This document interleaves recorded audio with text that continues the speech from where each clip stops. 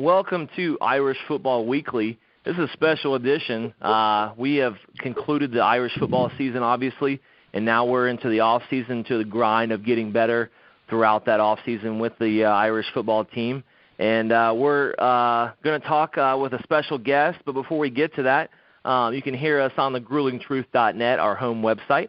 You can also hear us on Stitcher, Spreaker, iTunes, Google Music, and iHeartRadio. For all that, those places you can listen to us anytime you like. My co-host, Tony Hunter, is a former Irish football player from 79-82, also drafted by the Buffalo Bills in the 83 draft. I'm going to let him go ahead and give the introduction of our special guest. Tony, how's it going? And let's get this thing started. What do you think? All is well, Josh. All is well. I tell you what, it's a very special day today. We have a very special guest. I have a teammate of mine here with us on the show, and it's an honor.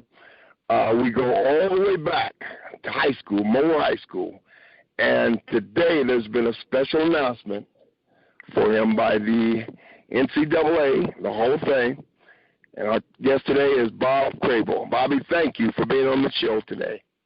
Tony, thanks for having me. I really appreciate it. All right.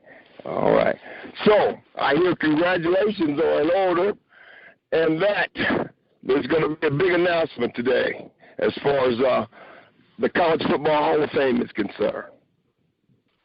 Yes, there was this morning. The National Football Foundation publicly announced this year's the 2017 inductees in the College Football Hall of Fame, and I was blessed enough to be one of those inductees. That's wonderful. And you know what, though, Bobby? It's long overdue. I felt like you should have been in a long time ago, but as far as I'm concerned, you're the best linebacker, college football linebacker that I saw while I was at Notre Dame, and congratulations to you.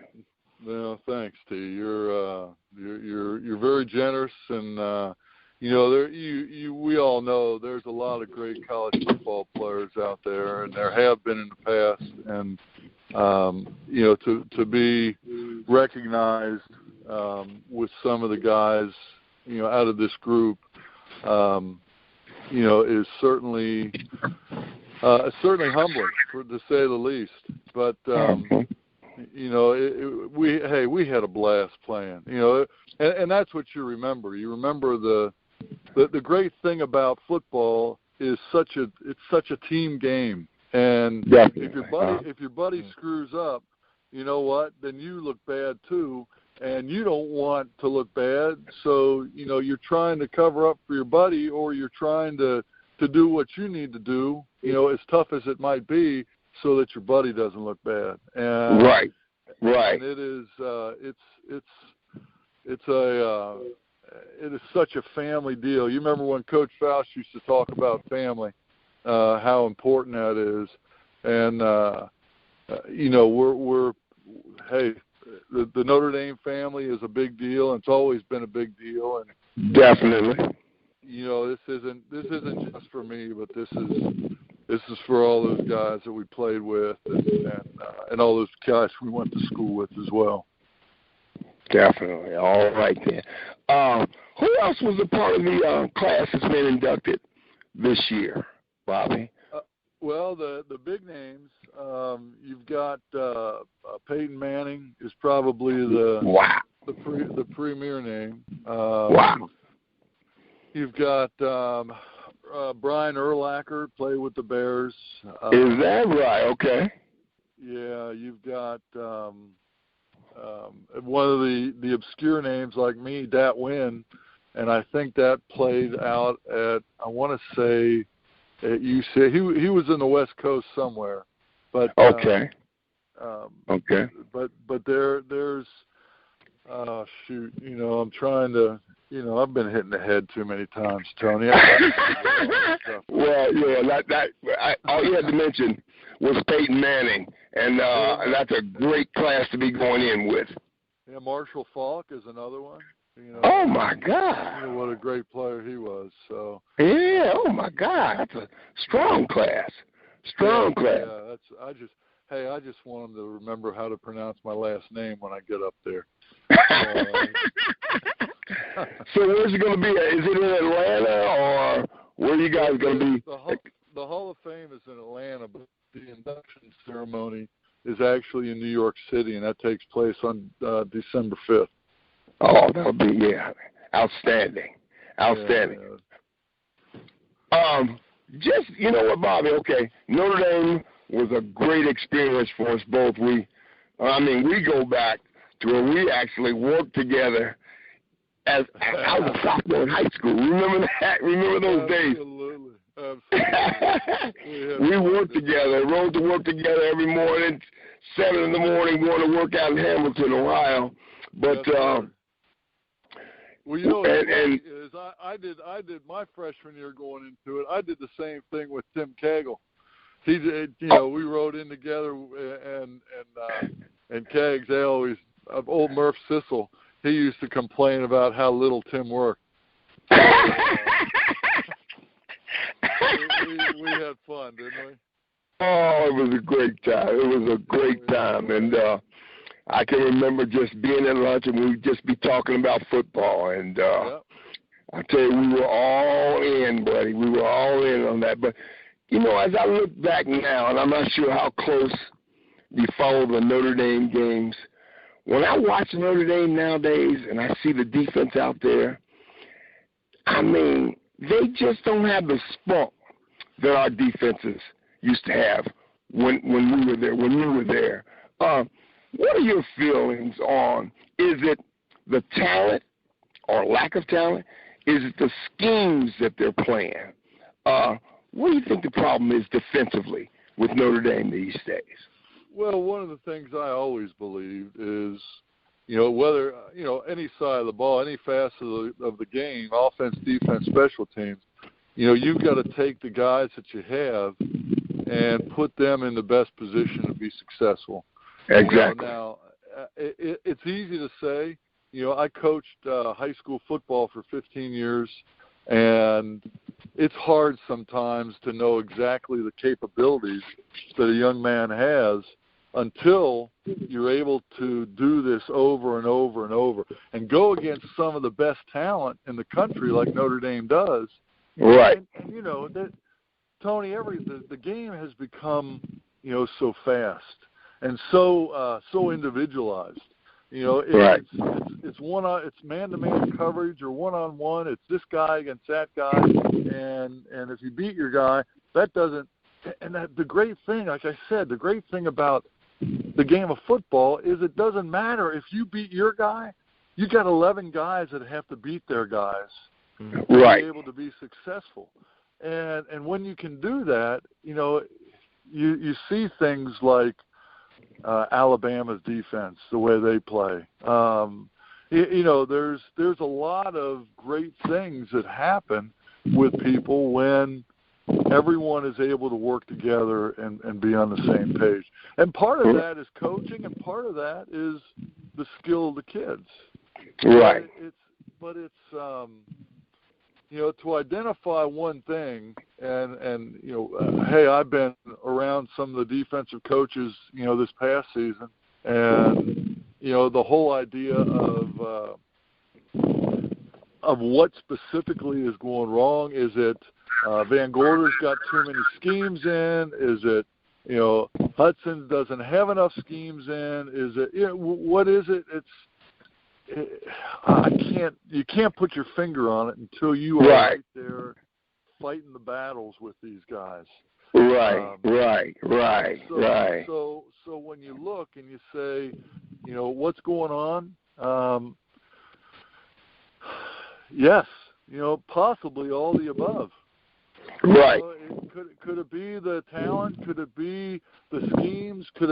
It could be all those things.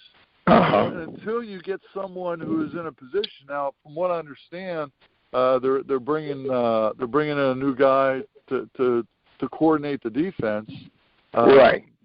But he's got to learn these kids, and he's got to learn, what their abilities are. And that's right. usually, that's, a lot of what spring practice is about. So Yeah, what I'm hoping to do, go ahead. Go ahead. No, go ahead, Bob. No, what I'm hoping is I can get up for a couple of spring practices this year and just get a chance, not to evaluate, just to watch and just to because they're bigger, they're faster, they're stronger, they're all that compared to where we were 30 right. years ago. So yeah. it's one of those things where golly, it's sometimes your mind. Remember how it was when we played? Your mind had to get used to the speed of the game, and definitely. when your mind was in it, your mind was rolling. You know what? Hey, everything else just flowed, and that's when it became a blast, wasn't it?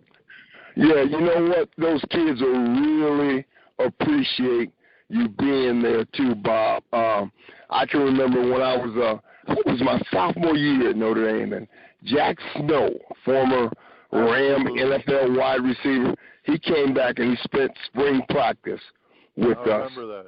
I remember and, that. man, I learned so much through that guy, and to this day I really appreciate him doing that. And the guys that are on defense will really appreciate you being there to help them out. Well, you know what? And this is the balancing act that you always had. Okay, he came back to help because the coaches welcome that, and I know Coach Kelly, and when he sees me, he says hi, Bob, and but to get inside people's hearts and minds, and right, hey, coaching is a very temperamental and sometimes sensitive business. Sometimes it's very brutal, but right. You never want to step on toes. You always want to keep good relations with people, and right. I would, you and I both, if they ask us both to come back, we both would be there in a heartbeat. You know that. No question about it. And just thinking back on Coach Faust and the way he handled each individual at Moeller, and everybody was treated fairly, but definitely not equally. He just had a way of treating each individual. You know what I mean? Yeah. I had a coach one time that taught me this lesson. They said sometimes the most unfair thing you can do is treat everyone the same. Because every kid has different situations in their lives. And different buttons that need to be pushed. Exactly. And a coach needs to know what those buttons are. A coach needs to know what situations exist in a kid's life. And, and when you can do that, that's when you're able to press those buttons more effectively. I couldn't agree more with that, Bob. You're talking to a teacher, middle school journalism and reading teacher, and I'm a former. Oh, yikes! What are you doing that for? Holy cow! I question it every day. I taught religion at high school, at Moeller High School for 15 years, and it was to have and it's an all boys setting, so you don't even have the dynamics of girls and boys and the and the raging hormones and all those things. And we had a blast. I had a blast, and I tried to make sure that they had fun. But there comes a point in time when people push the envelope, and I didn't always handle it possibly the way they would have liked me to, but the old days, I keep forgetting the old days are gone, aren't they? Yeah. You got that right. John. Remember when did you ever get any slots, Tony?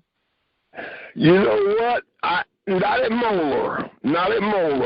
Listen to this. I had Ted Hall take me out. You remember Ted Hall? Oh yeah, I remember Ted Hall.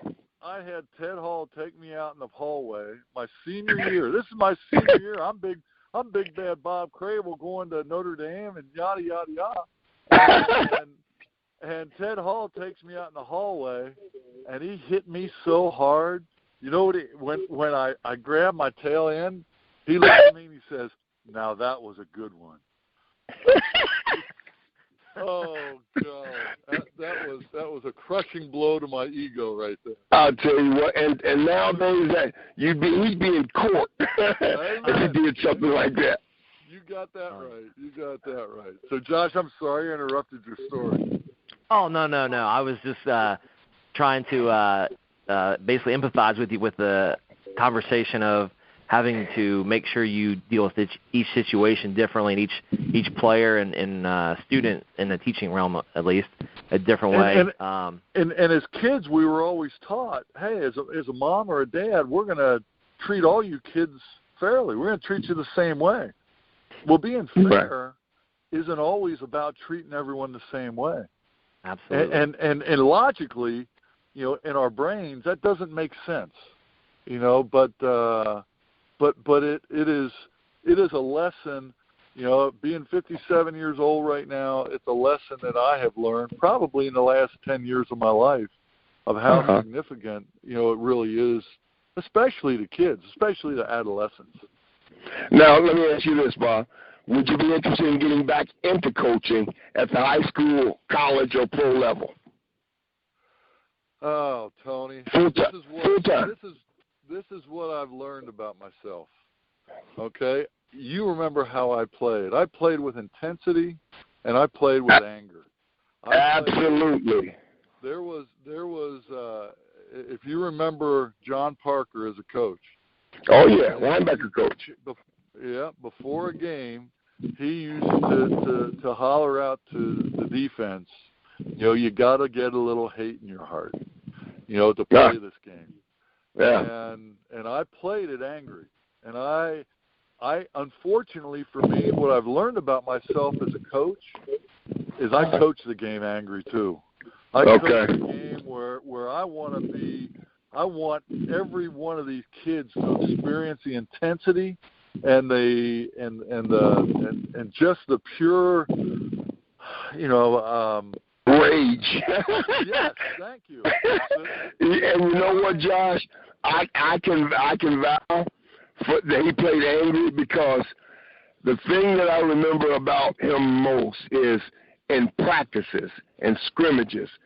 If I'm on the sideline and I hear a loud pop, or I can always tell his hits from anybody else's because of how loud his hits were. And that's the truth. You can always tell when he hits somebody just by the sound of it. Yeah, I think you have to play with that attitude. Like Bob said, you have to have that edge a little bit to be able to play that wonderful game that we call football. And I think that you, as a coach, Bob, you were talking about yourself and playing or coaching with that same manner. I think you have to do that too because you want your team to adopt your attitude and to have that attitude to be able to play the game. And funny, I'm looking on the Notre Dame football website, and it says, as the title for the article, it says Bob Crable, intensity fueled his Hall of Fame career. And I'm hearing it firsthand right now that was definitely the thing that carried you into that wonderful Hall of Fame. Well, it was a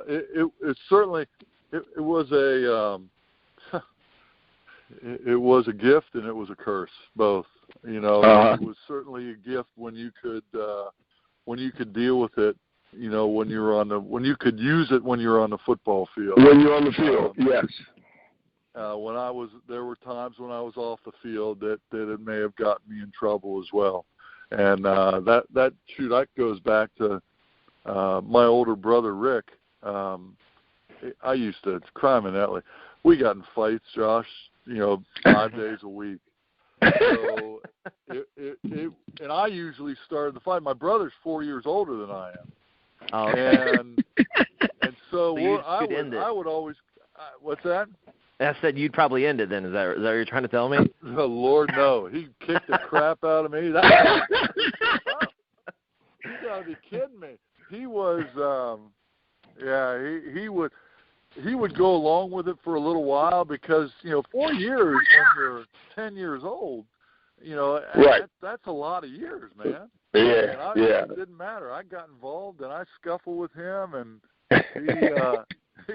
he would take a couple swipes and I'd be down and out, and then I'd be crying, and my mom would come out and she'd yell at me too because she knew I started the fight. So I got it from every angle. Let me ask you this, Bob. Coach Phelps, he coached us both at Moeller High School. I can remember when I was at Notre Dame and the announcement was made. I can remember exactly where I was when the announcement was made that he would be the next coach at Notre Dame. What about you? Do you remember when that? I don't remember when they made the announcement. Okay. Where I was, but I do remember the press conference. Okay. And I think you were there, and I think that a lot of guys were there, but that year I was a returning captain, and that was your senior year, right? Was that your senior year? Okay. Right. And I just had the opportunity to come in and. I certainly had some people ask me some questions, but, I was more interested in just seeing him and reconnecting with him. Yeah. I was on campus. Go ahead. I'm sorry. Go ahead. No, I was just going to say it was so unfortunate the way everything worked out because, there's not a man alive who loves the university more than he does. No question about that. And that's another question I had. In my opinion, our schedules were outrageous under Coach Phelps. I played 2 years under Coach Devine, so I know what those schedules were like. Then I played 2 years under Coach Phelps. I felt like we were playing NFL-type schedules under Coach Phelps. What do you think about that? Well, the one thing that, and I've talked to him about this too, the thing that is that I always look back on, and when we were at Moeller, he had control of everything. Right. He had his hands in every part, in every I shouldn't say every facet. He had his hands in every offensive facet of the game. Definitely. And defensively, he let Straube and Parker and Hummel and whoever the guys were on that side, he let them coach and really. That everything that they had to deal with behind the scenes in the coach's office when he, whether he liked it or didn't like it. So, right. He dealt with the coaching staff at Notre Dame, I think, in a similar fashion. Okay, and that fashion was, Jim Johnson and George Kelly and Bill Myers. Those guys all had freedom on that defensive side of the ball. Yantos? Yeah. Well, you remember he went into administrative role then. Okay. That's right. Remember, Bill Meyer was on the offensive line. He took over for Joe Yanto. So, and that was Jim Johnson's first defensive coordinator job, I believe. Is that right? Yeah. Okay. So, but on offense, he still wanted, he was calling the plays. He was, and I'm not sure he believes this or not. To prepare yourself as much as you need to be prepared to call a college football game offensively. I don't think he had the time to be able to do that. Okay. He could do that at Moeller because the guys that we had at Moeller were so much dominant, so much more dominant. Yeah. When you're playing Michigan and when you're playing, it doesn't matter whether it's Michigan or Purdue or Michigan State or USC or Miami. Southern Cal, that's exactly right. You're in a position where all those teams have good players. And if you don't play good offense or good defense or good special teams, and you are on top of that all the time, and not just be in a position where, you are, hey, I'm doing the same things that I've done. You got to be as sharp as a tack every stinking week Every week. Yeah, and I'm not sure that he was able to do that. And I'm not talking about just, that my senior year. I'm talking about through his career. Whether he had the ability to stay on top of a game and be able to call the plays, to be able, and like I said, it's not just about what comes next. It's about what defense are they running and what tendencies do they have on this down. And that's why you see all these big sheets of paper that these coordinators have on the sidelines that they're looking at. Right. They've got all these different situations that they have to do. And, you learned that when you went to Buffalo. Oh, yeah.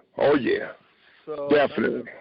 Yeah. There's just there's just so much that needs to be done. To be a head coach, and I'm not sure that Brian Kelly, I don't know how much he calls the plays, but, he lost Denbrock, didn't he? What's that now? Josh, do you know that? Didn't he lose Denbrock to Luke Fickell and UC? I believe so. I think he's going to Cincinnati. Yeah, I think you're correct on that. I'm pretty sure. So, yeah, but to be in a position where, Dan Devine, God rest his soul, Dan Devine, we used to think he was absolutely insane. We thought he was a crazy man. Yeah. But it was almost like he was dumb like a fox.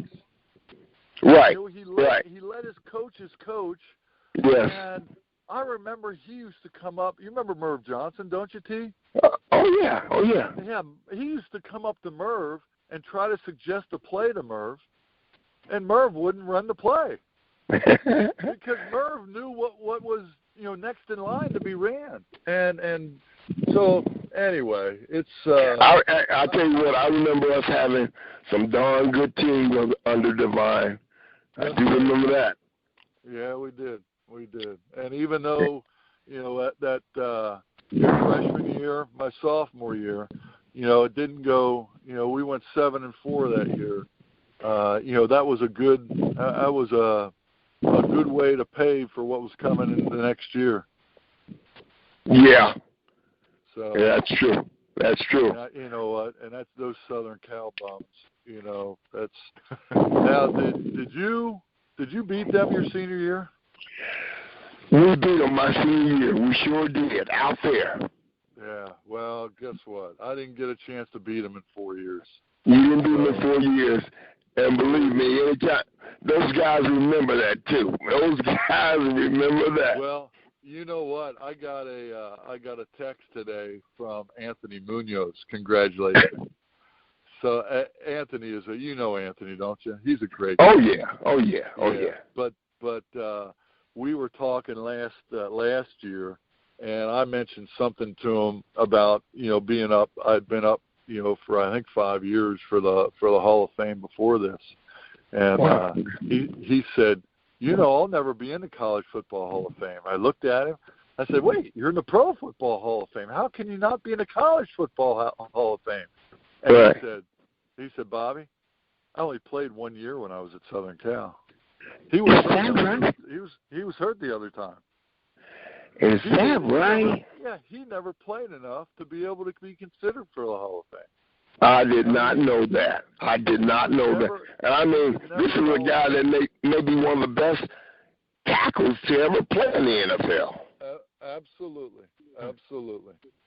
No, that's you know what? He may be the best offensive lineman. Best athlete to play the offensive line position ever. So I believe that, Bobby.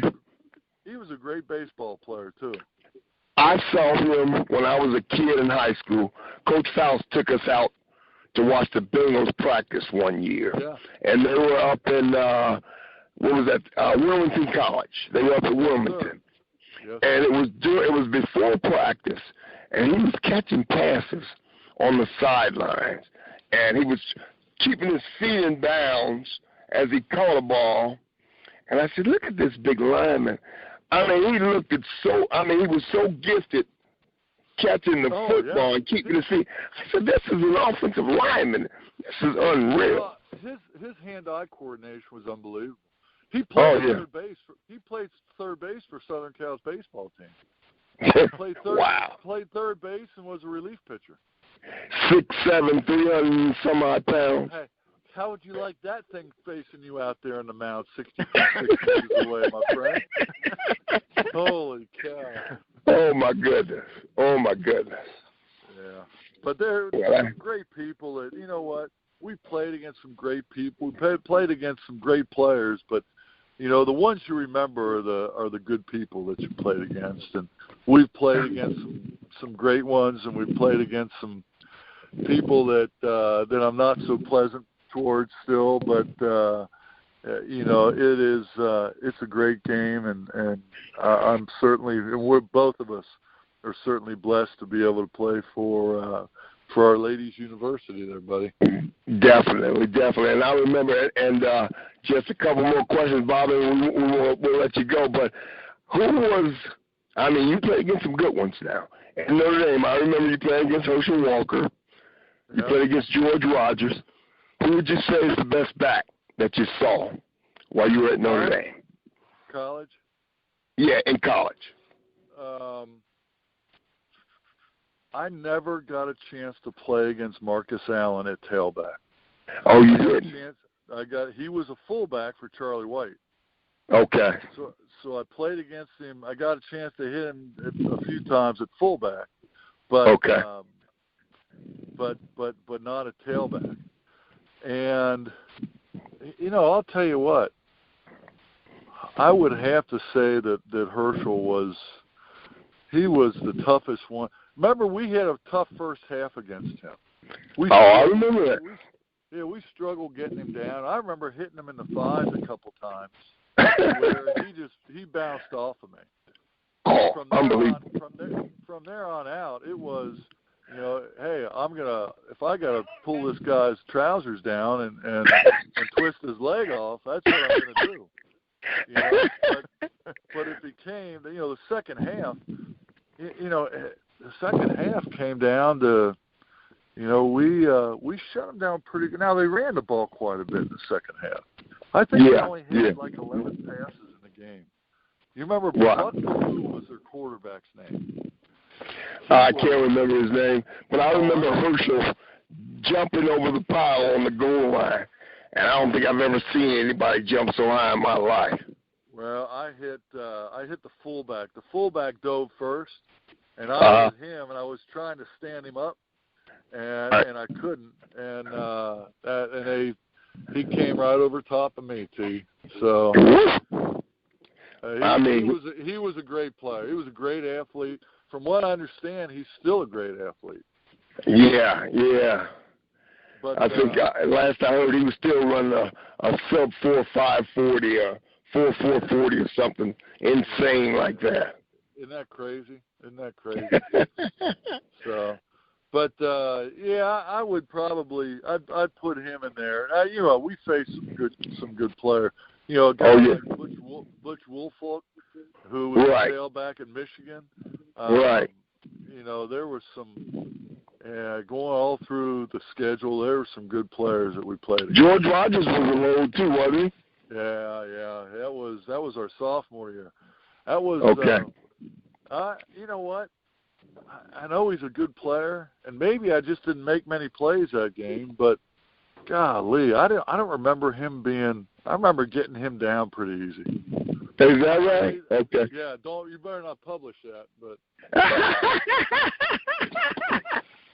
All right, buddy. I don't remember having trouble. I remember having trouble with the game, but and I know he had some yardage. You know, maybe I don't remember because he just ran by me a few times. I think he won the Heisman that year, but I don't know if he played really great against us. I don't remember him just tearing us apart. Yeah, no, he didn't win. No, he didn't win the Heisman that year, did he? He won it the next year. Okay, he won it the next year. Okay. You may be right. He may have won it in '79. I know he was a Heisman Trophy winner. So, and we beat South Carolina that year, didn't we? Yeah, I think we did beat him that year. Yeah, I think we did. Come on, you think? Well, we're going. What are we going back now? 35 years? We had to score a 2-point conversion. We had to score a 2-point conversion to win that game. Okay. I tell you, there's certain games. That's your I know that's your freshman year, man. You were still. Oh. You were still bright-eyed and bushy-tailed. Oh man, I was just. I had Dave Condini, our former teammate with at Moeller. He was my roommate on the road with Notre Dame, and I'll tell you. No. But he was great. He was great because he would just kind of tell me all about what to expect in the game and, who to watch on defense. And he really had me ready to play. He really did. Good deal. That's great. He's a great guy. He's got a great job with IBM right now. Oh, yeah. Yes. He's doing a great deal with IBM. So, he's been with them for years, hasn't he? What's that? He's been with IBM for 25, 30 years, hasn't he? Yeah. I think he has. I don't know how long it's been, but I know it's been a while. Uh-huh. So. Okay. All right, Josh. Did you have anything else? Well, I'll tell you what. I know I didn't talk a whole bunch because I really just wanted to listen to you guys talk about That's what happens when you get us old boys together. Yes. And Bob, it's been wonderful, my man. I really appreciate it. And I know you probably want to get with your family and enjoy the day, but congratulations again. Enjoy it. Thanks, Steve. It's definitely an honor that you deserve, and I'm glad you finally got it. Well, I like I said, I appreciate I appreciate you, and I appreciate the university, and John Heisler I'm sure had a lot to do with it as well. So. Oh, okay. Is he still at Notre Dame? He's still there, man. He's still there. Wow. I didn't know Heisler was still there. He's an icon. Yes. But great guy. Yeah. But hey, if you ever need anything, T, give me a call, brother. You know that. I will absolutely do that. I appreciate it, Bobby. Thank you so much, my friend. Yeah, my pleasure. Thanks, Tony. Josh, all right. Thanks for having me on. Hey, absolutely, Bob. It was a pleasure to listen to you guys discuss the golden days and how things have changed, and some things that I learned from too. So always a good time to have someone like you on. So we really appreciate it. Thank you. Absolutely. All right, guys. All right. You have a great day. Hey, okay. Take care, Bobby. You too. Bye-bye. Bye-bye. All right. Well, good. For good Tony, deal. Yeah, that was awesome, Tony. So that's kind of it for us. Let's wrap up the show here for Irish Football Weekly Special Edition. Don't forget to check out our website, listeners out there, on thegruelingtruth.net, which has multiple shows. For example, Tony's LA Rams show and, of course, my show, The Real Deal. You can listen to any of those shows and much, much more, by the way, on Stitcher, Spreaker, Google Music, iTunes, and iHeartRadio. Tony and I are also on Facebook and Twitter. You can come on and talk to us on Facebook, and you can follow me on Twitter at CoachJB4. Okay, so for my co-host, Tony Hunter, this is Josh Benjamin signing off for Irish Football Weekly Special Edition. Go Irish. Peace. Go Irish.